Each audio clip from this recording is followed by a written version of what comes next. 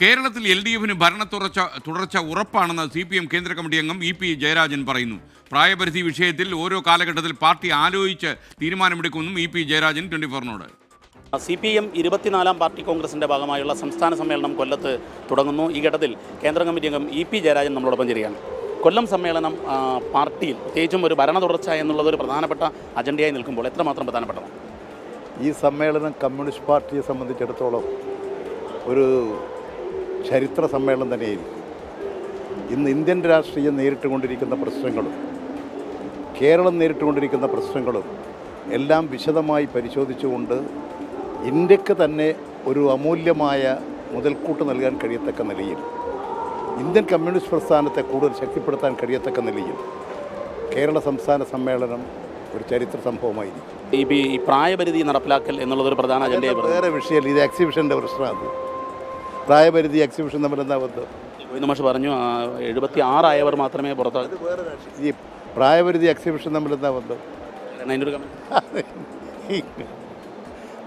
അത് വേറെ വിഷയം, അതൊന്നും ഇപ്പോൾ ആലോചിക്കേണ്ട വിഷയമല്ല. പ്രകാശ് കാരാട്ട് പറഞ്ഞു സംസ്ഥാനമാണ് തീരുമാനിക്കേണ്ടത്. അതെല്ലാം ഓരോ കാലഘട്ടങ്ങളിൽ അതാത് കാര്യങ്ങളെ സംബന്ധിച്ചുള്ള പാർട്ടി ആലോചിക്കും.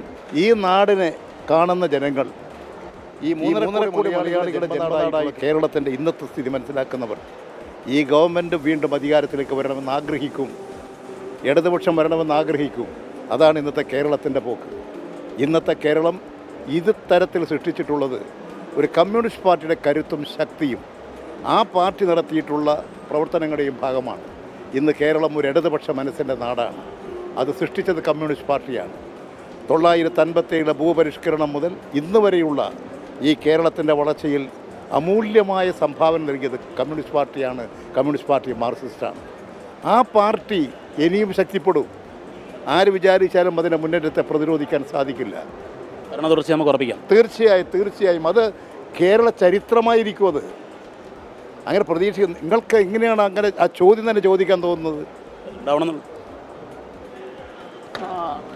കേരളത്തിൽ ഭരണ തുടർച്ച 3ാം സർക്കാർ LDF ഉണ്ടാക്കുമെന്ന് ഉറപ്പിച്ചു പറയുകയാണ് കേന്ദ്ര കമ്മിറ്റി അംഗം EP ജയരാജൻ.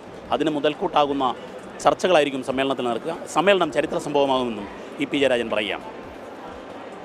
ജയൻ കല്യാശ്ശേരിക്കൊപ്പം കൊല്ലത്തു നിന്നും ദീപക് ധർമ്മടം 24.